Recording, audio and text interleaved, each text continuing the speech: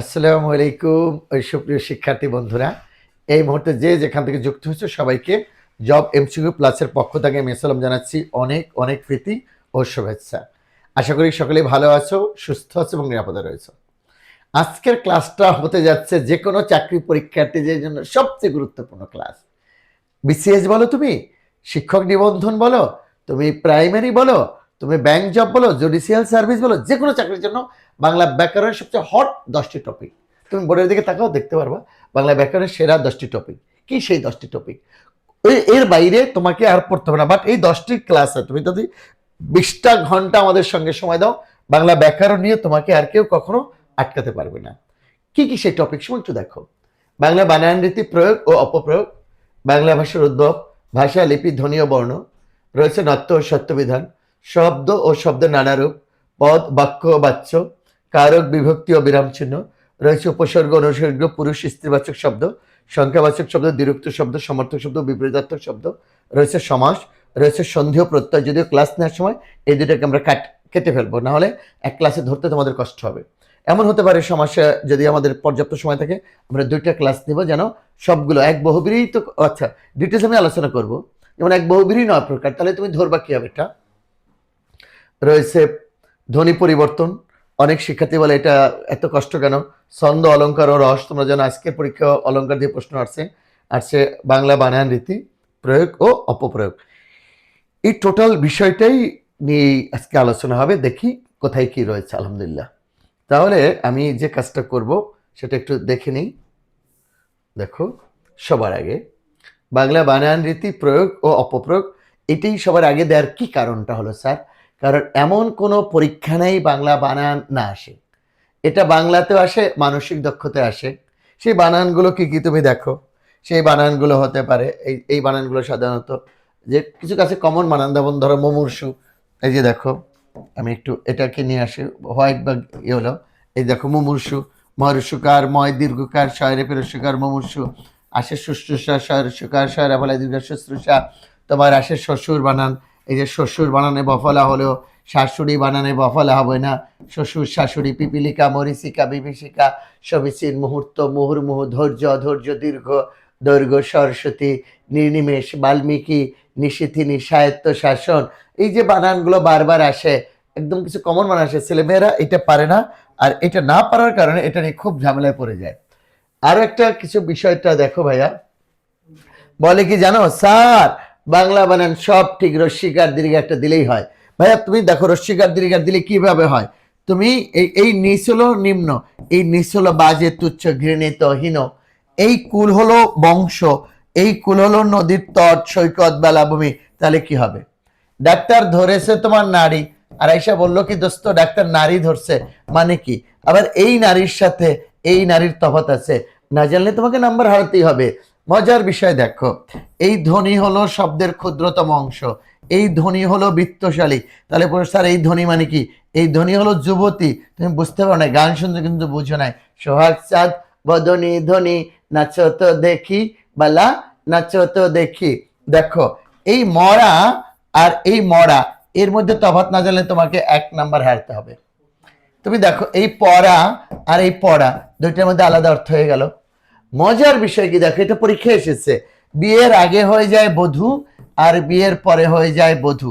এখন তোমার প্রশ্ন হতে পারে স্যার, কোনটা বিয়ের আগের বধূ আর কোনটা বিয়ের পরের বধূ? বিশ্বাস করো, এই বধূ হলো বন্ধু। এটা বিসিএস প্রশ্নটা এসেছিল, বধূ কোন লিঙ্গ? আমি বলেছি বধূ উভয় লিঙ্গ। আর এই বধূ হলো স্ত্রী। তাহলে এটা বিয়ের আগের বধূ, এটা বিয়ের পরের বধূ। ঠিক আছে? তাহলে নিস নিস, কুল কুল, ঠিক আছে, নারী নারী নারী, ধ্বনি ধ্বনি ধ্বনি, মরা মরা, পড়া পড়া, বধূ বধূ বধূ, এগুলো ঠিক আছে। এটা পুরোটাই বিষয়টা আমরা নিয়ে কথা বলবো তোমাদের সঙ্গে। তাহলে এই বাংলা বানানোর পর একটা এক্সক্লুসিভ ক্লাস হবে। বুঝছো, কোথায় রস্বীকার হয়, কোথায় দীর্ঘিকার হয়, কোথায় কেন এই যে বিয়ের আগে চন্দ্রবিন্দু মাথায় বসলো, বিয়ের পরে কেন চলে গেল, কোনটা কি অর্থ হবে, কোথায় কি, কখন কি, এগুলো নিয়ে যত ঝামেলা। ঠিক আছে? তাহলে সুতরাং এই নিয়ে আমরা কথা বলবো।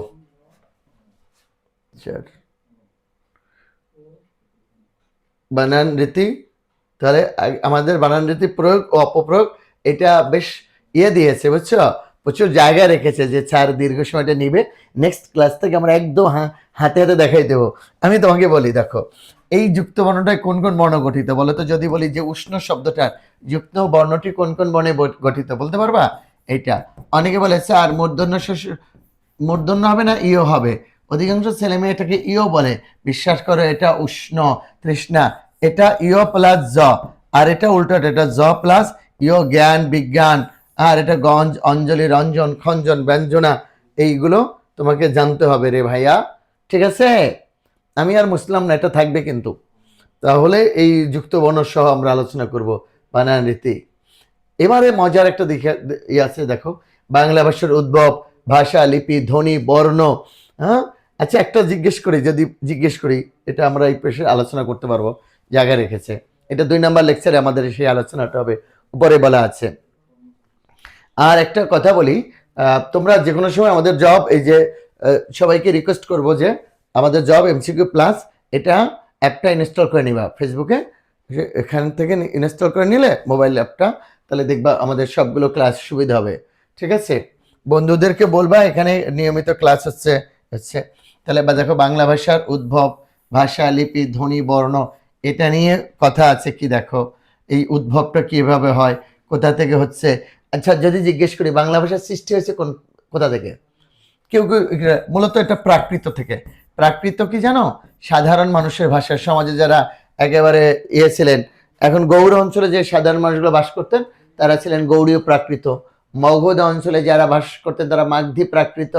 তারপরে এই যে চলিত সাধু, এগুলো একদম উদ্ভব লিপি ধ্বনি বর্ণ, এমনকি অক্ষর থেকে যদি প্রশ্ন আসে, বুঝছো, অক্ষর কয়টি, তুমি চোখ বন্ধ করে বলবা অক্ষর, বলি অক্ষর কয়টি হলে 50টি, না রে, বর্ণ 50টি, বর্ণমালা 1টি, আর অক্ষর হলো 2টি, একটা বদ্ধাক্ষর একটা মুক্তাক্ষর। অক্ষর কয়টি বলো তো? অক্ষর হলো 2টি, একটা বদ্ধাক্ষর একটা মুক্তাক্ষর। এগুলো নিয়ে ডিটেলস আলোচনা করা হবে।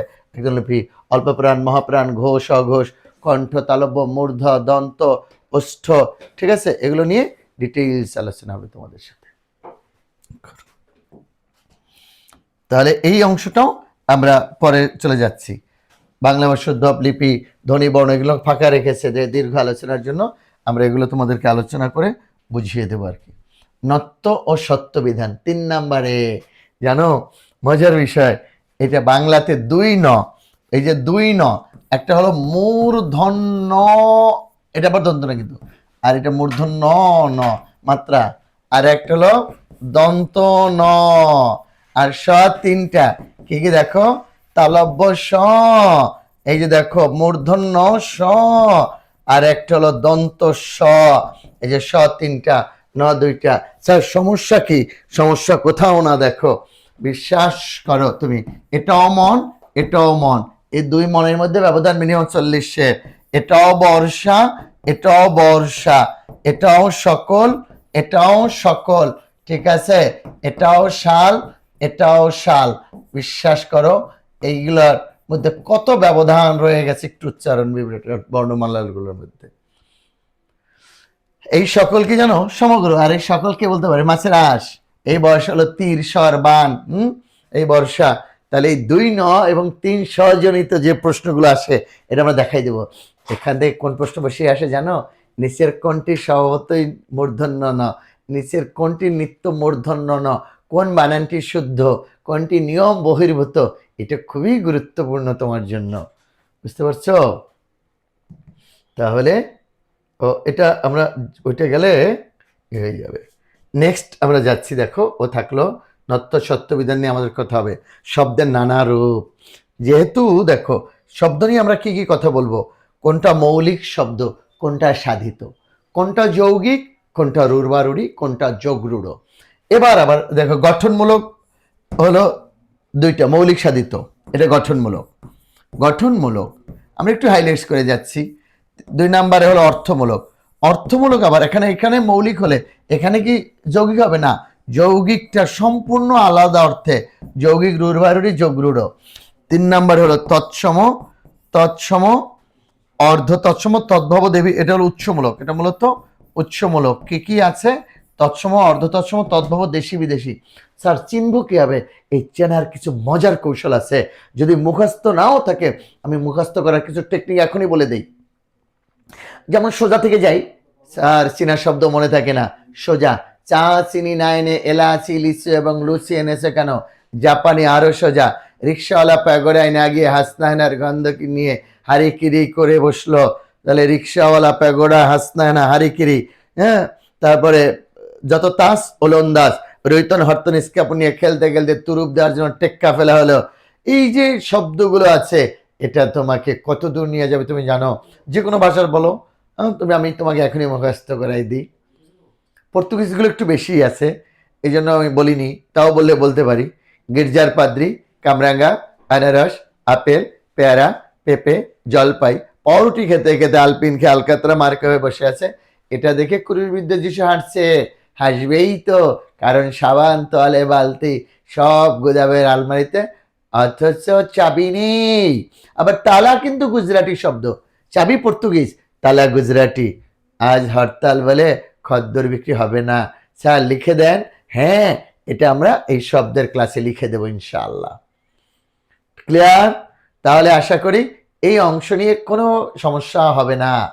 ঠিক আছে, এরপর আমরা পরের এসে যাচ্ছি, শব্দের নানা রূপ।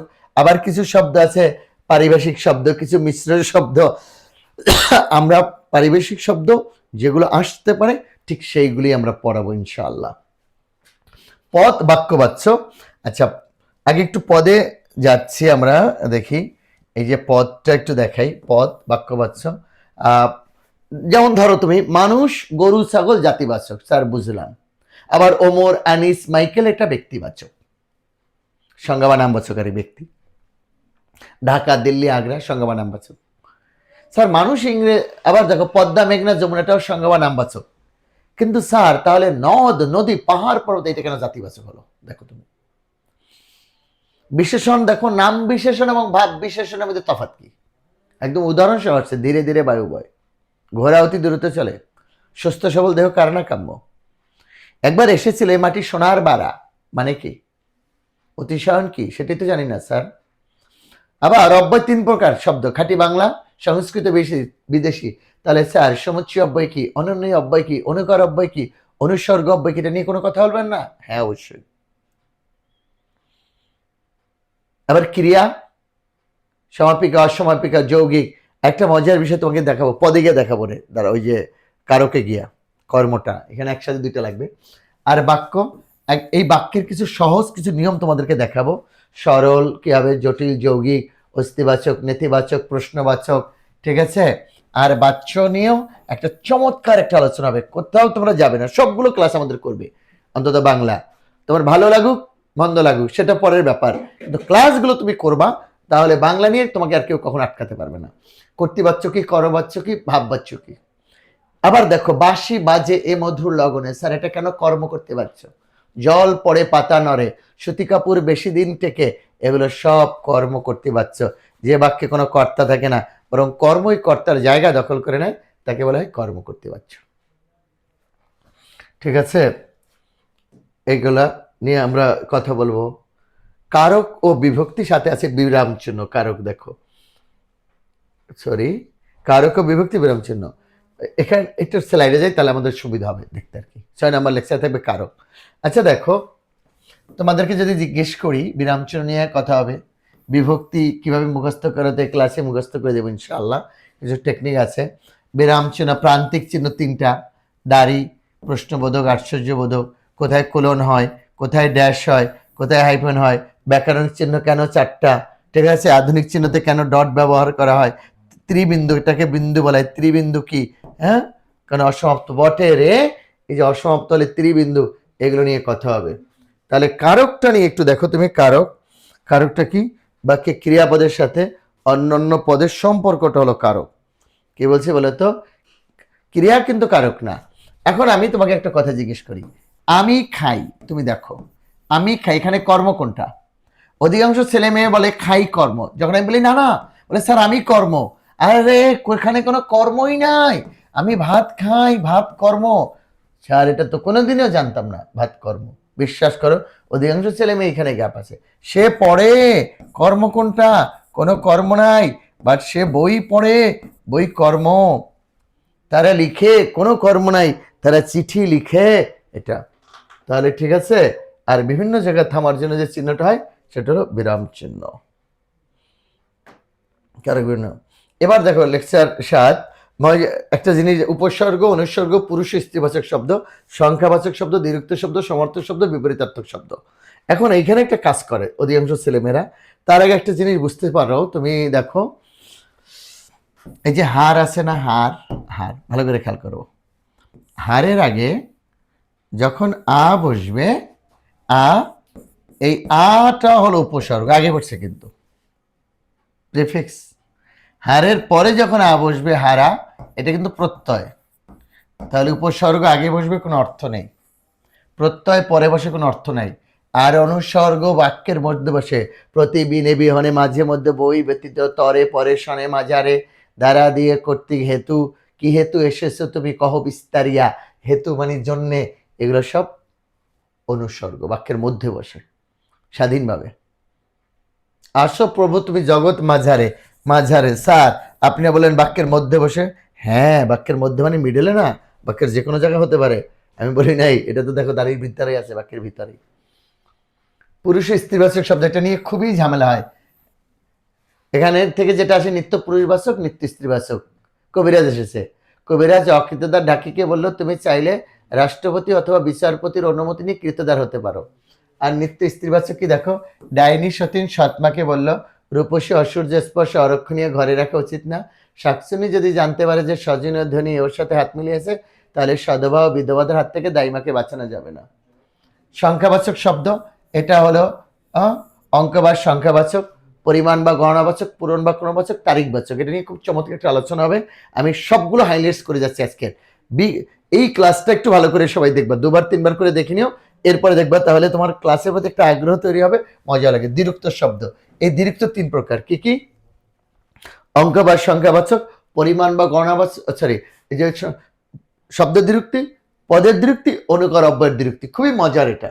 আর সমার্থক শব্দ মাত্র 15 থেকে 19টা সমার্থক শব্দ লিখে দেবো মাত্র ক্লাসে। আগুন, পানি, পৃথিবী, এরকম মাত্র 15 থেকে 19টা, সর্বোচ্চ 20টার উপরে আর যাবে না। ধরো এই 20টা সমার্থক শব্দ মুখস্থ করতে পারলে যে কোনো পরীক্ষায় তুমি কমন আসবেই। বিপরীতার্থক শব্দ কি দেখো, বিপরীতার্থক, আসমান জমিন, আসমান জমিন, ঘরে বাইরে, সাদা কালো, উঁচু নিচে, এগুলোই পড়ে। আরে এগুলো তো সবাই পারে। আসবে কি বিপরীত শব্দ দেখো তুমি, আমি পরেরটা যাচ্ছি। বিপরীত শব্দ কি আসবে, সরি, এখানে দেখাই, এই যে শান্ত, এই শান্ত অশান্ত, তাহলে শান্ত দন্তস্ব কি অনন্ত, খাতক মহাজন, চোখা ভোতা, প্রাচীন অর্বাচীন, আবির্ভাব তিরোভাব, আবাহন বিসর্জন, এগুলো সব বিপরীতার্থক শব্দ। ঠিক আছে। সমাস, মানুষ বলে সমাস শিখতে লাগে 6 মাস। আমি বলবো না, একটা ক্লাসে যথেষ্ট। ঝামেলাটা কোথায় জানো, প্রথমে কোন পদ প্রধান এটা জানতে হয় আগে, কোনটা কোন সমাসে পুরোপদ প্রধান, কোনটা পরপদ প্রধান, কোনটা উভয়পদ প্রধান, এটা আগে খুব জরুরি। যেমন ধরো 80-20, 80-20 এটা একটা প্রধান না। 80 মানে দাঁত, আর 20 হলো যেটা খেলে মানুষ মারা যায়। বাট 80-20 শব্দ হলো সাপ, সরি। আবার তাহলে একটাও প্রধান না, এটা বহুব্রী কিন্তু। আবার যদি দুইটাই প্রধান হয়, পিতা মাতা, কে প্রধান, পিতা না মাতা? দুইজনেই প্রধান, দুইজনেই প্রধান হলে এটা দ্বন্দ্ব। তাহলে উভয় পদ প্রধান হলে দ্বন্দ্ব, আর একটাও প্রধান না হলে এটা বহুব্রী। যদি আসে দ্বন্দ্ব সমাসের বিপরীত শব্দ কোনটা, তুমি অবশ্যই বলবা দ্বন্দ্ব সমাসের বিপরীত হলো বহুব্রী সমাস। একটাও প্রধান না, একটাও প্রধান না। ঠিক আছে, এটা নিয়ে কথা হবে। এখন ঝামেলাটা কোথায় আমি তোমাকে বলি, একদম অনেস্টলি বলো, তোমাদের মধ্যে বহুব্রী প্রকারগুলো মুখস্থ কার কার? বহুব্রী বলো। বহুব্রী দেখো কত রকম, সমানাধিকরণ, ব্যধিকরণ, প্রত্যয়ান্তর, নয়, অলোক, মধ্যপদলবী, ব্যতিহার, সংখ্যাবাচক, নিপাত, নিষিদ্ধ, এই বহুব্রীর প্রকারটাই মুখস্থ নাই। উপমান এবং উপমিত কিভাবে বুঝবা তুমি? নাউন অ্যাডজেক্টিভ হলে দেখো মিল নাই কোনো, তখন উপমান। আর দুটি যদি বন্ধু হয়, মিতা বন্ধু, নাউন নাউন উপমিত, বাস হয়ে গেল উপমান উপমিত। কত সুন্দর করে তুষার শুভ্র, বরফের মতো সাদা উপমান, আর মুখ চন্দ্র, দুইটাই নাউন, এটা হলো উপমিত। এখন তুমি যদি সত্য মিথ্যা দিয়ে শিখতে যাও, তাহলে যখন পরীক্ষা আসবে উপমেয়, তখন তুমি আটকে যাবে। সত্যি করে বলি, সস্তা জনপ্রিয়তার কারণে কেউ যখন ইউটিউবাররা যখন এই সমাজ শিখায়, তখন খুব ঝামেলা হয়। সন্ধি, আচ্ছা সন্ধির বিপরীত শব্দ কি বলতে পারবা? সন্ধির বিপরীত শব্দ হলো বিগ্রহ, বিগ্রহ। আর সন্ধির শব্দ অর্থ হলো মিলন। আমি জিজ্ঞেস করেছি ক্লাসের সন্ধির বিপরীত শব্দ কি, বলে বিচ্ছেদ। সন্ধির বিপরীত শব্দ বিচ্ছেদ হয় না, সন্ধির বিপরীত শব্দ বিগ্রহ। ঠিক আছে, এখন দেখো সন্ধির কি নিয়ম শিখি আমরা? অকারে পর অকার হলে অকার, অকার মিলে আকার হয়। এই যে নিয়মগুলো সারা জীবন শিখেছি, এই একটাও আমরা শিখবো না। কি শিখবো জানো? একদম সম্পূর্ণ ভিন্ন আঙ্গিকে সন্ধি। যদি কোনো শব্দে বফলা থাকে, তাহলে সন্ধি করার সময় রস্যকর হবে। যেমন তুমি দেখো স্বল্প, এই যে দেখো স্বল্প, সুযোগ অল্প, স্বল্প, স্বাগত সুযোগ, আগত স্বাগত, তন্নি তনুযোগ, দীর্ঘই তন্নি, বুঝছো? আবার নিজের বুঝালে বফলা থাকবে, যেমন স্বাক্ষর সযোগ অক্ষর, স্বাধীন সযোগ অধীন, মজার বিষয়ে কোনো শব্দে জফলা থাকলে রস্যিকর হবে, ইত্যাদি, ইতিযোগ আদি, গত্যান্তর, গতিযোগ অন্তর।